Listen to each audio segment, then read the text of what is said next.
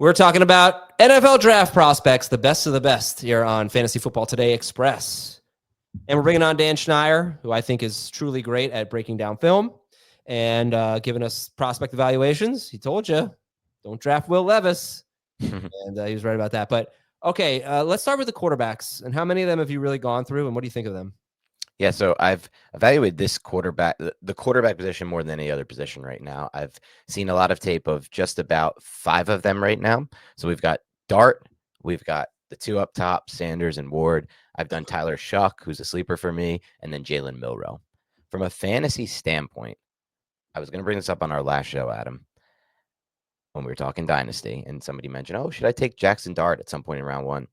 I think from a fantasy standpoint, I'm more interested in Jalen Milroe outside of anyone in this class, with the exception of Cam Ward. And I'll tell you why. Milroe brings an elite trait to the NFL that no other quarterback brings. Now, I would argue Cam Ward brings creativity and a kind of big game hunter mentality to the position, which is great, but it's not an elite trait. Milroe's running ability is elite. He was timed at Alabama on GPS faster than Jahmyr Gibbs, and you could see it on film. He wins the edge against safeties and linebackers when he's running outside. He can go inside. They run quarterback bash with him, quarterback draw. He's an absolute weapon as a runner. And I went into his tape, Adam, thinking one thing when it came to Jalen Milroe. Wow, this guy must be really bad as a thrower. And he's not that.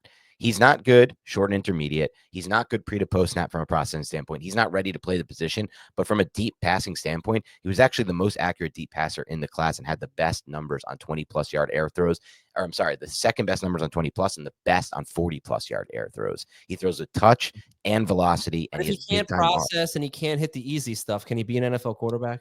If they teach him how to do that. Because look, you look back at some of the tape of some of these guys. Josh Allen at Wyoming couldn't hit the easy stuff, didn't process well.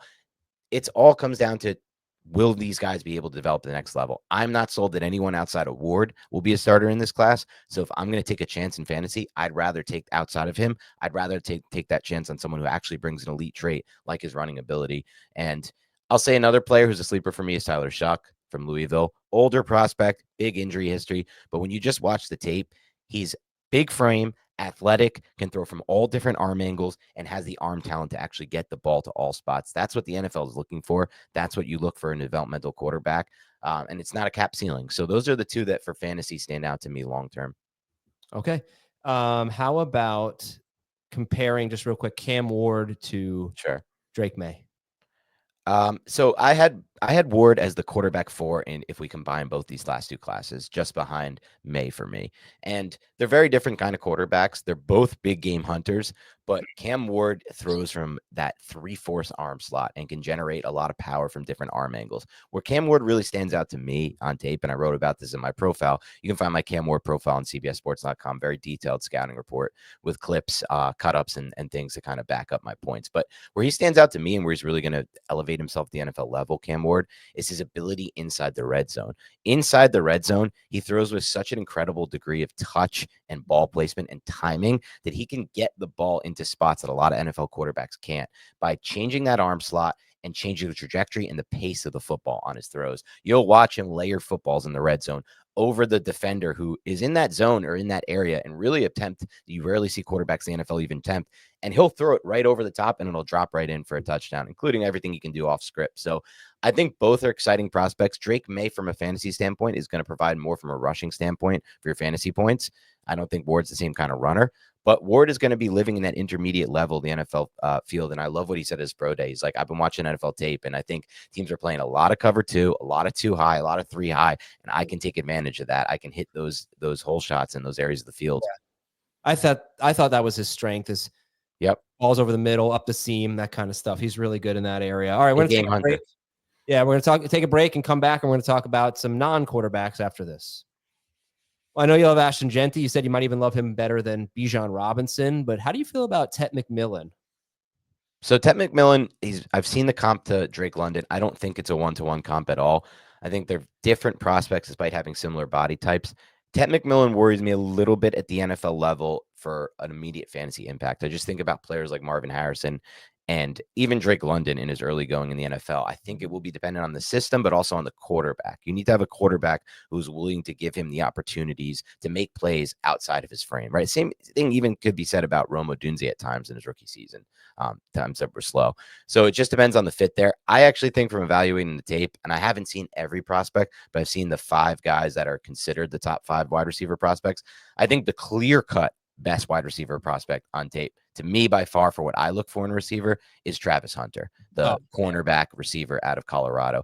To me, I see shades of Justin Jefferson. I said I was too big of a coward to give my NFL comp for him a few weeks ago on Twitter, but I'm giving it now. I see the Justin Jefferson in his game, his hip fluidity, and the way that he attacks the football, both in the air and on inbreakers and outbreakers, as a hands catcher, Travis Hunter, it's just phenomenal stuff. He can uncover against any kind of coverage zone. He has those instincts of a cornerback. Against man, he stacks on the vertical game, and he just is able to create separation and inbreakers and outbreakers against man. I don't see any weakness in his game at receiver. And honestly, I've seen him intercept passes like that. Yeah. Like these hands interceptions that you just don't see any cornerbacks make. It's insane. Yep.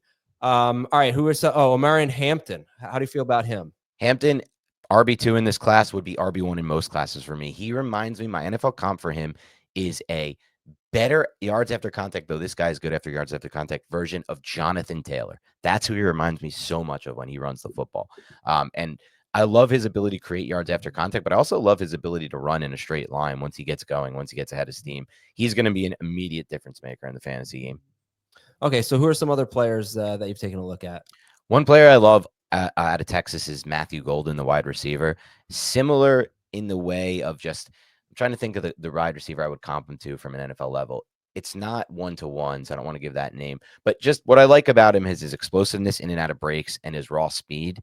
And that's something that can, like, somewhat like what we got from Xavier Worthy, but a different type of prospect. And I think he was held back by quarterback play at Texas. 4.2940 for Matthew Golden. Freakish speed.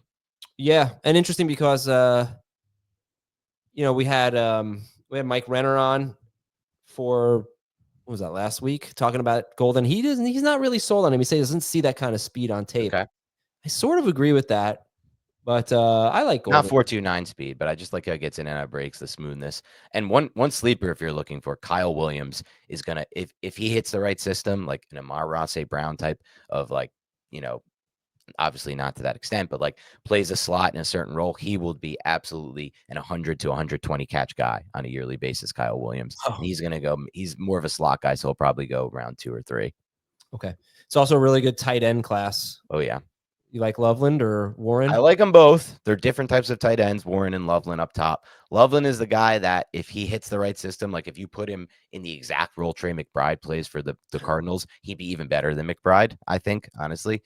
But it's going to depend on him joining the right system that's going to evaluate him. But with Warren, it's like you put him in and he's just one of the best football players on your roster. That doesn't necessarily translate for fantasy. I like him when they use him in the H-back role and things of that nature, blocking down.